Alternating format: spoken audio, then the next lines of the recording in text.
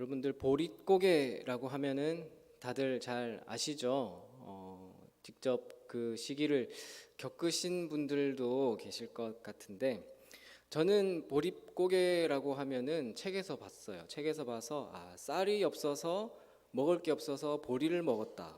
또 먹을 게 없던 힘든 시절이라고 표현할 때 보릿고개라고 하는 거를 그렇게만 알고 있었습니다. 그래서 좀 찾아보니까요. 인터넷에서 보릿고개를 검색해 보니까 보리밥집들이 쫙 나와요. 보리밥집들 나오고 노래가 한 곡 나오더라고요. 아이야 뛰지 마라 배 꺼질라. 그런 참 멋진 노래도 있던데, 지금은 건강식으로 보리밥을 일부러 사 먹기도 하지만 1960년대 그 경제 성장이 있기 전까지는 농사를 하면은 가을에 수확을 하죠. 수확했던 그 곡식을 다 먹고 그 다음에 추수하기 전에, 수확하기 전까지 그 사이에 먹을 것이 없으니까 보리가 먼저 여무는데 그 보리가 나오기 전까지 그 시기가 참 힘들었다라고 해서 보릿고개라고 한다는 것을 보았습니다. 지금은 이 아이들에게 이런 얘기를 설명해 주면, 왜 먹을 게 없어요? 먹을 거 없으면 마트에서 사오면 되죠. 아니면 집에 먹을 거 없으면 라면 끓여 먹으면 되죠. 아니면 배달시켜 먹으면 되죠 라고 생각을 할 거예요. 요즘은 그 정도로 시대와 상황이 바뀌었습니다. 이렇게 과거에 우리나라뿐만 아니라 전 세계 어느 나라를 봐도 먹을 것이 없었거나 전쟁으로 전염병과 같은 인류 존재를 위협하는 수많은 위기와 어려운 상황들이 있어 왔습니다. 제일 최근에는 우리가 코로나라는 질병을 우리가 지나왔고요. 또 우크라이나 전쟁 때문에 또 금융위기, 금리 관련해서 사회 여러 부분에서 예상치 못한 어려움을 겪으면서 이것 때문에 영향이 있었구나. 정말 생각하지 못한 부분에 있어서 이것 때문에 이런 영향이 끼치는구나라는 그런 수많은 상황들을 우리가 겪게 되었습니다. 이렇게 국내, 국외적으로 어려움을 겪고 있는 이 우리의 상황 가운데 우리가 그리스도인들로서, 우리가 믿는 자들로서 어떤 일들을, 무엇을 하면 좋을지 오늘 말씀에 비추어서 함께 말씀을 나누고 생각해 보려고 합니다. 오늘 말씀에 나오는 이 이스라엘 민족들 역시 오늘날 우리가 경험하고 있는 이 어려움 그 이상의, 그것보다 더 큰 위기를 겪고 있었습니다. 바벨론 포로 생활에서 돌아온 이스라엘 백성들은 이제 돌아와서 성벽을 재건하고 이제 민족의 부흥을 꿈꾸고 있었지만 여러 가지 어려움의 문제들에 직면하게 됩니다. 느헤미야라는 이스라엘의 지도자가 민족 재건의 역사적인 이 소명을 가지고 조국에 돌아와서 예루살렘 그 성벽을 재건하는 일을 주도적으로 감당을 했지만, 느헤미야라고 왜 어려움이 없었겠습니까? 느헤미야라고 해서 어려움 없이 순탄하지 않았습니다. 여러 가지 어려움의 문제들을 만나면서 절망을 경험하고 있었습니다. 그 가운데서 우리 앞장의 4장까지 보셨던 것처럼 하나님 앞에서 지혜로 기도하며 그 위기들을 극복하고 있는 과정입니다. 자, 오늘 본문에서도 큰 어려움을 마주하고 있습니다. 오늘 본문에서 당시 이스라엘 민족과 느헤미야가 직면했던 이 절망적인 위기는요, 본문에 따르면 크게 세 가지 요인들이 있었습니다. 첫 번째는 기근과 흉년 때문에 어려움이 찾아왔고요. 또 두 번째는 이 과도한 세금 징수 문제가 있었고, 또 세 번째는 과도한 빚이 문제가 되었습니다. 그래서 3절 4절을 보시면 우리가 읽진 않았지만 3절 4절에 보시면 이렇게 나오죠. 어떤 사람은 말하기를 우리가 밭과 포도원과 집이라도 저당 잡히고 이 흉년의 곡식을 얻자 하고, 어떤 사람은 말하기를 우리는 밭과 포도원으로 돈을 빚내서 왕에게 세금을 바쳤도다 라고 얘기를 합니다. 자, 지금 3절에 보면은 흉년 때문에 먹을 게 없어서 밭이나 포도원이나 집이라도 저당 잡아서 먹을 것을 구해야 되는 형편이다 라는 이야기를 합니다. 4절에서는 이러한 흉년의 때에 과도한 세금을 내기 위해서 안 그래도 없는 재산에 빚까지 내서 세금을 바쳐야 될 판이다 라는 그 당시의 상황을 이야기하고 있습니다. 자, 그런데 여기서 이스라엘 백성들을 더 힘들게 하는 것은요, 과도한 사채였어요. 사채. 먹을 것을 얻기 위해서, 세금을 내기 위해서 이 전 재산을 다 팔아야 하는데 그것도 모자라서 돈을 빌려 써야만 했던 상황인 겁니다. 또 5절에 보시면 이렇게 나오죠. 5절을 보시면 우리 육체도 우리 형제의 육체와 같고 우리 자녀도 그들의 자녀와 같거늘 이제 우리 자녀를 종으로 파는도다. 우리 딸 중에 벌써 종된 자가 있고 우리의 밭과 포도원이 이미 남의 것이 되었으나 우리에게는 아무런 힘이 없도다. 돈을 빚내서 세금을 냈는데, 그런데 이 돈을 빌려준 사람이 있을 거 아니에요. 내가 이 돈을 빌렸는데 이 빌려주는 사람들이 누구였냐면 7절에 나오거든요. 7절에 귀족들과 민장들이라고 나와요. 그러니까 백성들을 돌봐줘야 될 민족의 지도자들이었던 겁니다. 근데 돈을 빌려주는 것까지는 괜찮아요. 이 지도자들이라고 하는 사람들이 일반 백성들에게 과도한 이자를 물게 해서 그 백성들이 파산하게 만든 겁니다. 결국 재산을 다 탕진해도 빚을 갚을 수 없으니까 사람들은 자식들을 종으로 팔 수밖에 없게 된 것입니다. 백성들은 이러한 절망적인 현실 속에서 절망과 낙심의 삶을 살 수밖에 없었습니다. 이런 역경의 때에 믿음의 지도자 느헤미야는 과연 이런 이 시대 가운데 이 시대적인 고난을 어떻게 극복을 했을까요? 삶의 여러 가지 문제와 또 위기를 겪고 있는 우리 개인과 우리 민족과 우리 가정과 우리 공동체가 이런 고난과 역경을 극복하기 위해서 느헤미야를 통해서 배울 수 있는 모습은 무엇일지 함께 나누어 보겠습니다. 먼저 첫 번째로는요, 깊이 생각하는 시간을 가져야 합니다. 우리는 깊이 생각하는 시간을 가져야 합니다.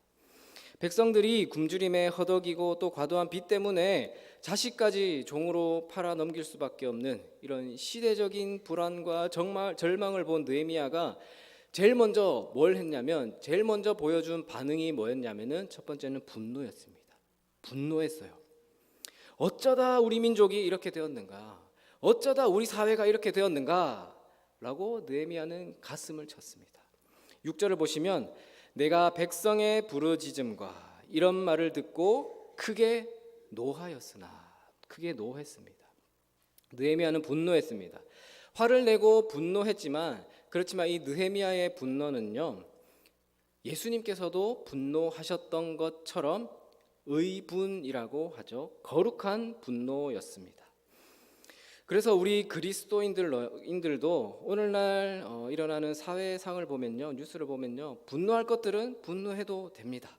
분노해야 합니다. 그런데 분노하되 그 분노가 죄로 이어지면은 안 되겠죠. 그래서 느헤미야도 분노만 하지 않았습니다. 어떻게 했냐면 깊이 생각했어요. 7절에서 뭐라고 시작합니까? 6절 이어서 보면은 깊이 생각하고라고 해요. 6절 끝에서 노하였으나 7절 시작하면서 깊이 생각했다라고 이야기하고 있습니다. 예전 버전 성경에 보면요, 중심에 계획하고라고 해요. 중심에 계획하고. 즉 느헤미야는 단순히 감정적으로 분노만 하고 끝난 것이 아니라요, 이 문제와 이 위기를 어떻게 극복할지 깊은 생각과 그 중심의 계획을 세웠다라는 것입니다. 그래서 우리 그리스도인들에게 있어서도 진지하게 생각하고 사고하는 습관이 필요한데, 중요한 것은 이 진지한 생각이 단순히 개인적인 생각을 뛰어넘어서요, 이 성경이라는 기준, 성경에서 말하고자 하는 하나님의 뜻과 계획이 무엇인지를 살펴보는 그 생각이 있어야 된다라는 겁니다. 그 생각의 시간이 필요하다라는 겁니다. 지금 이 위기의 상황 가운데 성경을 통해서 하나님께서 우리에게 말씀하시고자 하는 뜻은 무엇일까?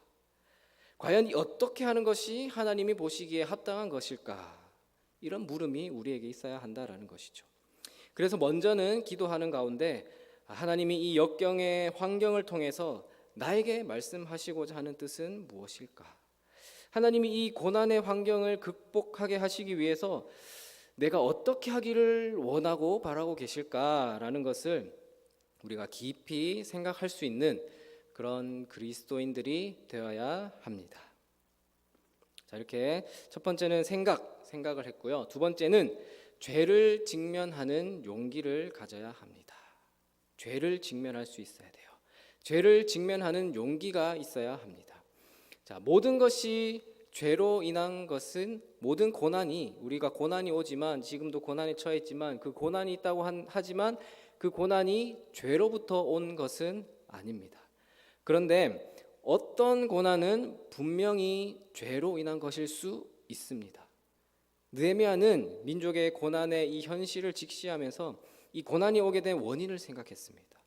그리고 마침내 그 원인이 백성들 가운데 만연한 이 죄 때문이라는 결론에 도달하고 그 죄 앞에 직면하기로 했습니다.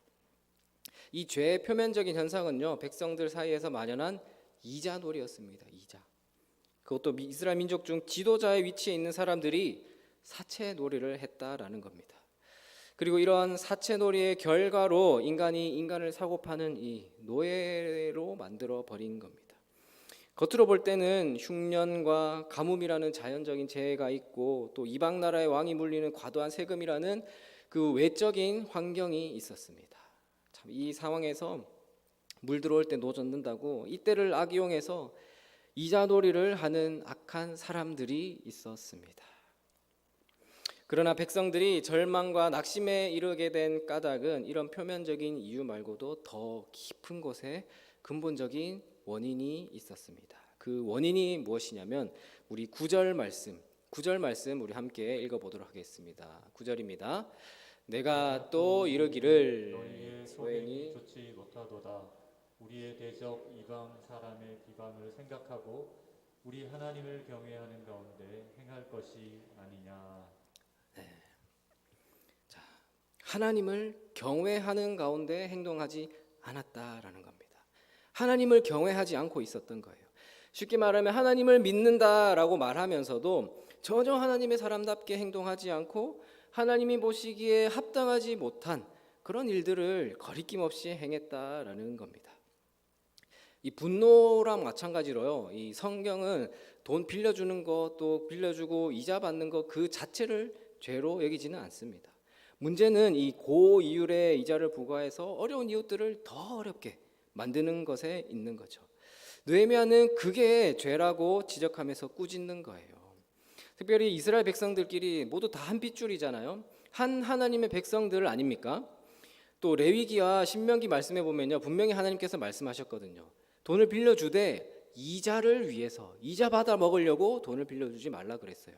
또 형제 민족끼리는 이자 받지 말라고, 대신 타국인들에게는 받아도 된다. 그런 말씀이 레위기와 신명기 말씀이 분명히 있습니다. 분명히 이스라엘 백성들에게 그런 말씀을 하셨어요.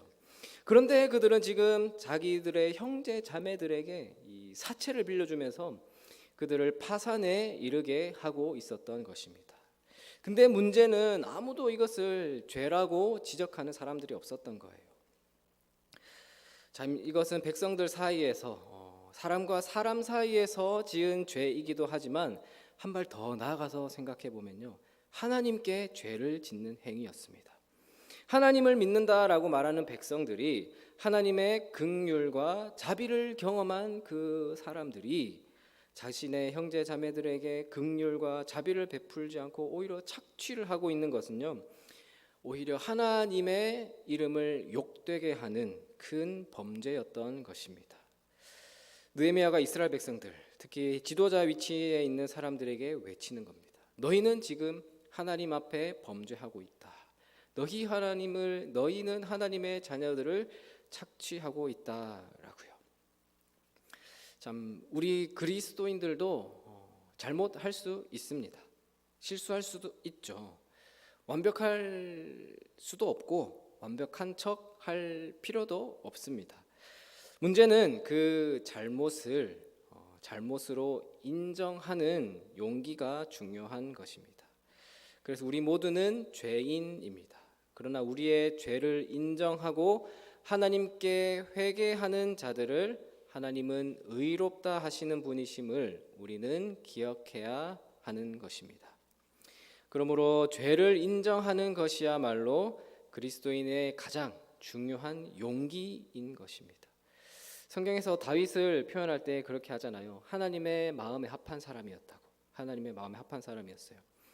뭐 다윗도 여러 가지 죄를 범하긴 했지만 이런 하나님의 마음에 합한 사람이라는 말을 들을 수 있었던 이유 중에 하나가 뭐냐면 나단 선지자가 와서 다윗의 죄를 지적하잖아요. 그때 다윗이 자기의 죄를 지적받지만 그때 기분 나빠서 너 아웃이야. 그렇게 하지 않고 어떻게 했습니까? 인정했어요. 왕의 보좌에서 내려와서 내가 과연 그 사람이라, 내가 범죄하였다 라고 고백할 수 있었던 다윗의 그 용기가 있었기 때문에 하나님의 마음에 합한 사람이라는 그 칭호를 받을 수 있었습니다. 역경의 시간은요, 자기를 성찰하고 하나님의 뜻을 살펴보는 중요한 때입니다. 그리고 하나님이 우리에게 죄를 지적해 주신다면 우리는 정직하게 우리의 죄를 가지고 하나님 앞에 나아가서 죄를 인정하고 또 용서를 빌며 회개할 수 있는 그런 용기와 믿음을 우리가 가질 수 있어야 합니다. 그래서 죄를 직면할 수 있는 용기가 우리에게 필요한 것입니다. 자, 또 마지막으로 세 번째는요, 주님께 서원하는 결심, 그러니까 결단해야 합니다. 결단이 필요합니다. 자, 성경적으로 보면 진정한 회개는요, 단순히 그 죄를 인정하는데 용기가 필요하지만 그 용기를 가지고 죄를 인정했지만 그 죄를 인정하는 걸로 끝이 아닙니다. 회개에 합당한 열매가 필요한 것이죠. 죄를 회개했으면 그 죄에서 떠나야 하지 않겠습니까? 그리고 이런 떠남을 위해서, 진정한 변화를 위해서 하나님의 백성들은 구약 시대부터 서원을 했어요. 서원. 이 서원이라는 게 물론 신약 성경에 보면 헛된 맹세를 삼가야 한다라고 우리가 서원을 함부로 하면 안 된다라는 그런 오늘날 많이 표현을 하고 있지만 이 말씀에 보면요, 이 맹세와 서원 자체가 잘못되었다, 무의미하다라고 말하지 않습니다. 지금 느헤미야는 이스라엘 백성들에게 그런 서원하는 결단을 촉구하고 있는 것입니다.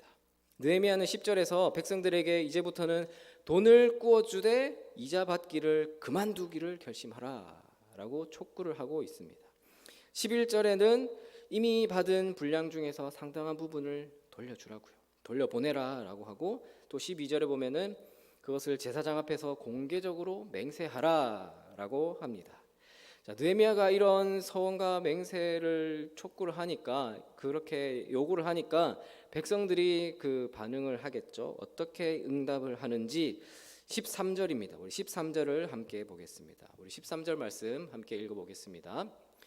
내가 옷자락을 털며 이르기를 이 말대로 행하지 아니하는 자는 모두 하나님이 또한 이와 같이 그 집과 산업에서 버리실지니 그는 곧 이렇게 털려서 빈손이 될지로다 하매 회중이 다 아멘하고 여호와를 찬송하고 백성들이 그 말한 대로 행하였느니라. 아멘.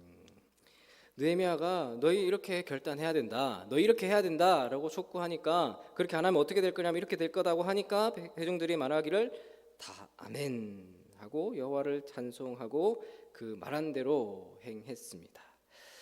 백성들이 자신의 잘못을 깨닫고 하나님 앞에서 회개하고 하나님의 뜻대로 살겠다라는 그 맹세를 한 것이죠.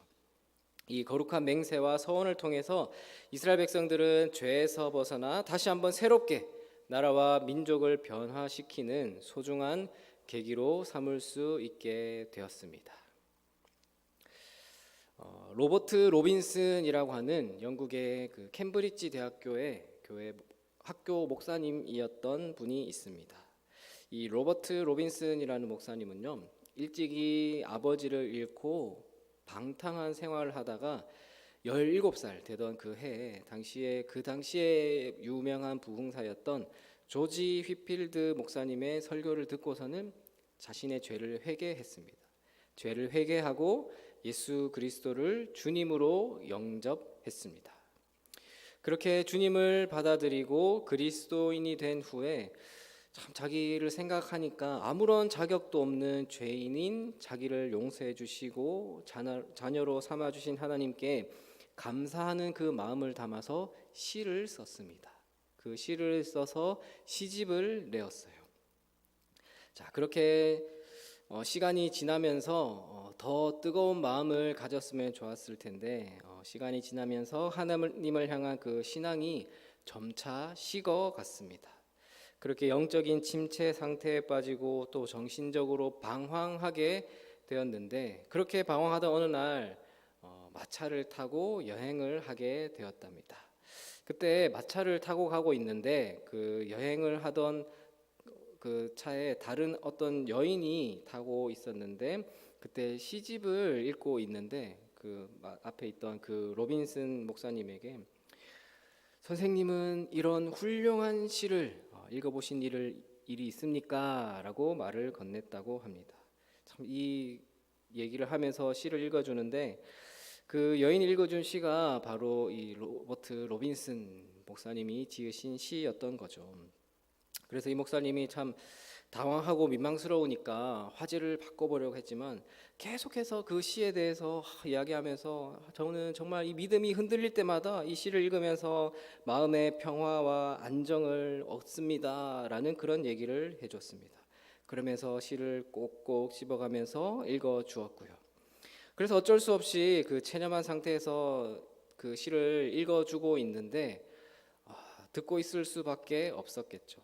근데 그 듣고 있는 그 순간에 이 로버트 로빈슨 목사님의 마음에 참 감동이 있는 거예요. 감격이 되살아난 거예요.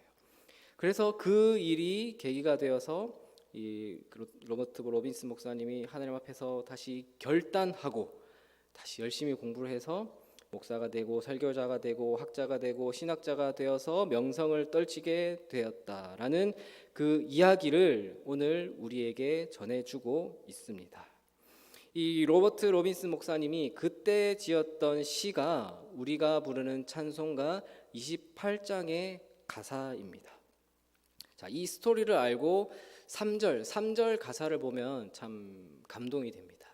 주의 귀한 은혜 받고 일생 빚진 자 되네. 주의 은혜 사슬 되사 나를 주께 매소서. 우리 마음은 연약하여 범죄하기 쉬우니 하나님이 받으시고 천국인을 치소서. 우리 마음은 연약해서 범죄하기 너무나 쉽습니다. 그러기에 주님의 은혜가 나에게 사슬이 되어서 나를 묶어주시고 하나님이 받으시고 천국 도장을 찍어 주십시오 라는 거죠. 사랑하는 우리 동인교회 성도 여러분, 이 로버트 로빈슨 목사님의 이 결단이 또 느헤미야와 이스라엘 백성들의 믿음의 고백과 결단이 우리들의 삶 가운데도 있기를 바랍니다. 참 보릿고개 먹을 것이 없어서 힘겹고 어려웠던 그런 시간들이 있었습니다. 그러나 오늘날 신앙에도 보릿고개라는 게 있다고 한다면 신앙의 관점에서 생각해 본다면 옛날에는 정말 설교 듣는 것도 귀했죠. 그런 기회가 집회도 잘 없었고 참 귀했습니다. 그런데 요즘은 TV를 틀어도 TV만 봐도 몇 가지 채널이 있더라고요. 기독교 방송에. 또 유튜브를 틀어도 또 책으로 정말 풍족하고 풍요한 신앙의 시대를 살아가고 있습니다.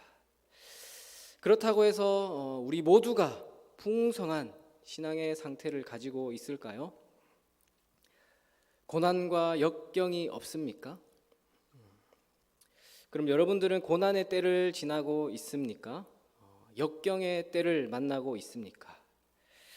그렇다면 오늘 말씀의 느헤미야와 또 이스라엘 백성들의 모습을 나의 모습과 비추어서 우리 자신을 한번 뒤돌아보면서 이 고난과 역경 뒤에 감추어진 하나님의 뜻과 계획이 무엇인지 진지하게 깊이 먼저는 생각해 보시고 주님께 아뢰어 보시기를 바랍니다.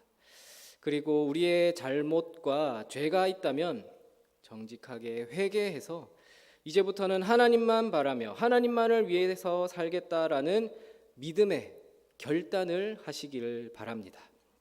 그래야 해서 우리 앞에 놓여진 이 고난과 역경들을 믿음으로 잘 이겨내고 극복하시는 여러분들이 되시기를 주님의 이름으로 축원합니다.